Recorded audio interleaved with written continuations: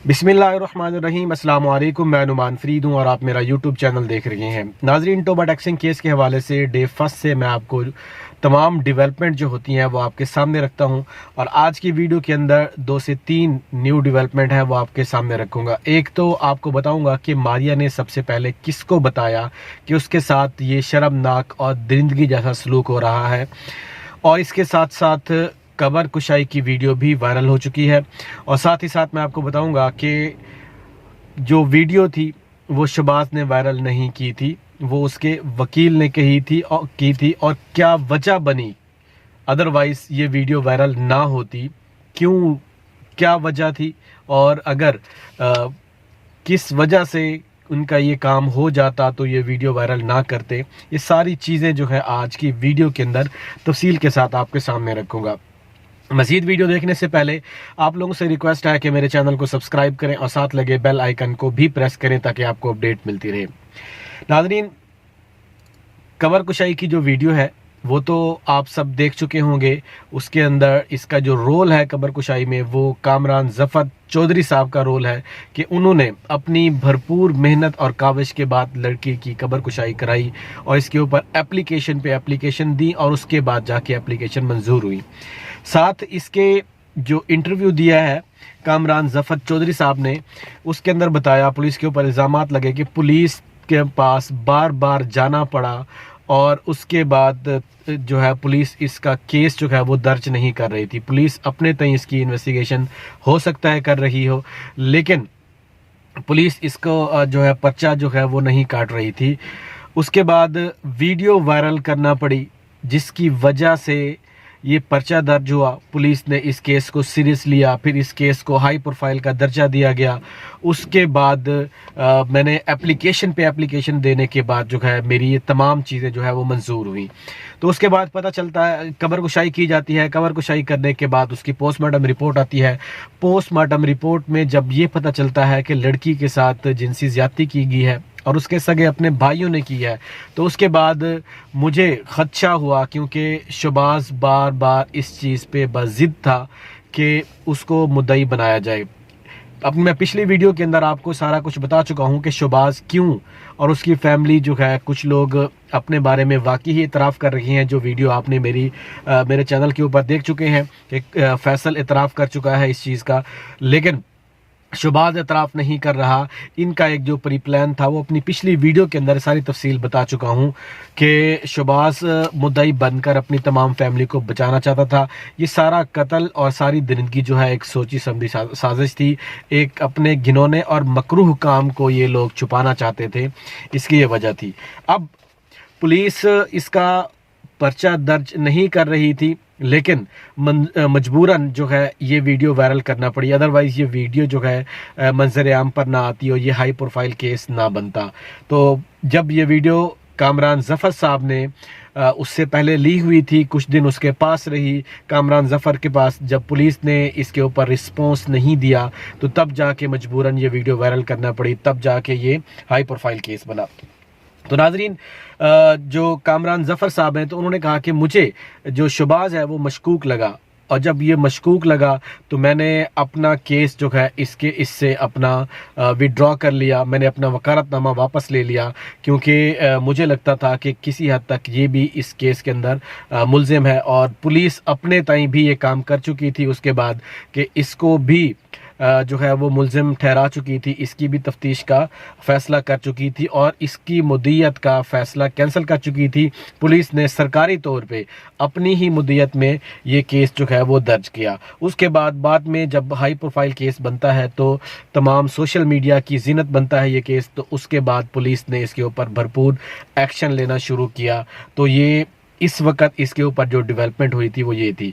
अब इस वक्त जो इसका मज़ीद स्टेटस है मुल्ज़िमान का वो ये है कि जो मुल्ज़िमान है ख़ास तौर पे फैसल और उसका बाप, वो और उसकी शहबाज, उसका बड़ा भाई और शहबाज की बेगम जो सुमेरा बीबी हैं, उसका जुडिशल रिमांड के ऊपर जो है वो चली गई हैं। उनका जो जिस्मानी रिमांड था वो इस वक्त ख़त्म हो चुका है। आपको पता होगा कि मैंने आपको पिछली वीडियो के अंदर बताया था कि जो शबाज और उसकी बेगम है उसके ऊपर सिर्फ 201 के तहत उसका पर्चा हुआ है कि सिर्फ जो है जो जुर्म छुपाने के ऊपर। लेकिन जो बाकी मुल्ज़िमान हैं, उसका बाप अब्दुस्तार और उसका भाई फैसल, उसके ऊपर जो है 2 रोज़ा उसका 6 रोज़ा डिमांड की गई थी, उसकी जिस्मानी रिमांड की, लेकिन 2 रोज़ा डिमांड मिला था जो कि वो ख़त्म हो चुका है। अब उसके जो दोनों मुल्ज़िमान हैं, चारों मुल्ज़िमान हैं, इसको जुडिशल रिमांड के ऊपर जो है उनको जेल के अंदर भेज दिया गया है।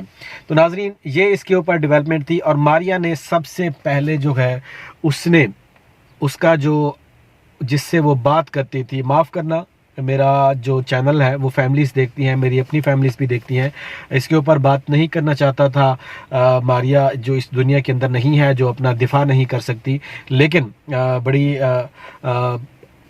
माजरत के साथ ख़बर को रिपोर्ट करना प्रॉपर तौर पे वो लाजिम है।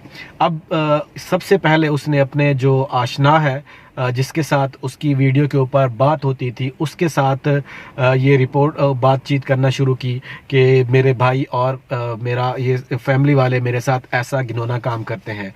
तो जब अपने भाई, अपने घर वालों से, अपनी फैमिली वालों से, किसी भी, चाहे वो मर्द हो चाहे वो औरत हो, अगर उनकी उम्मीदें ना रहें, अगर वही उनके ऊपर जुल्म करते हों, उसका साथ ना देते हों, उसका अच्छा बुरे का ना सोचते हों, उनकी ख्वाहिशात का एहतराम ना करते हों, तो वो बाहर फिर वो चाहे मर्द हो चाहे वो औरत हो, वो सहारा ढूंढते हैं।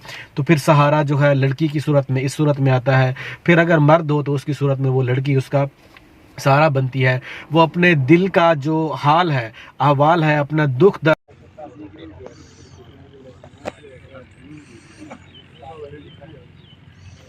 वकला हैं, हमारा काम है लोगों को इंसाफ दिलाना। मैं अपने ऑफिस में था जब ये दोस्त मेरे पास आए और आके इन्होंने मुझे तमाम वकूआ जो जिसकी बाबत इन्होंने अभी आपको बताया, ये मुझे बताया। तो मैं उसी टाइम मैं इनको लेके SHO थाना सदर के पास गया।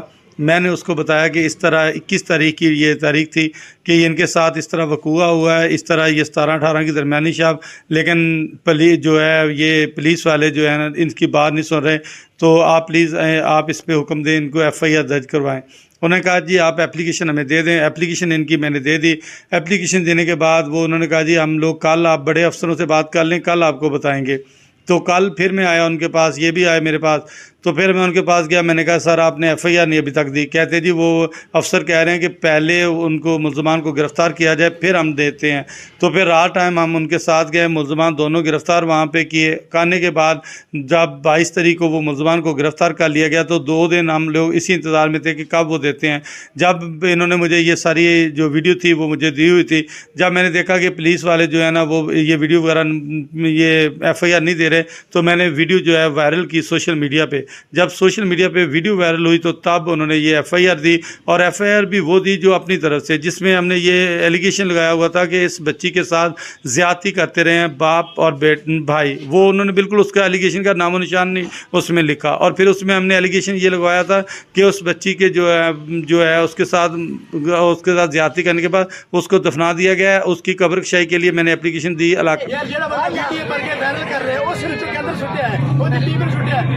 ये वाकया है जो आपने और बेटे ने मिलकर कोई इंसाफ नहीं। मरीम नवाज नु कह दो सादा कोई इंसाफ नहीं। करना होया कि सिर्फ ये दसो, एक मिनट दसो की होया। वो थाने में लेके बैठी है, छोटी बच्ची 3 महीने की है। रात हमें 1 बजे गया थाने से, सदर थाने में बैठे हैं दोनों। अभी इसने किधर निकाल दिए थाने वाले ने। ये सब बिक गए हैं पुलिस वाले, हमारा कोई इंसाफ नहीं है। ये सब बिके खड़े हैं, सब बिक गए खड़े हैं हमारे सामने, अखियों के सामने। उन्होंने पैसे दिए तो समाज की पिटाई इतनी करवाई, अल्लाह तोबा। कोई इंसाफ नहीं, कोई इंसाफ नहीं। 1 महीने ठीक है 10-15 सेकंड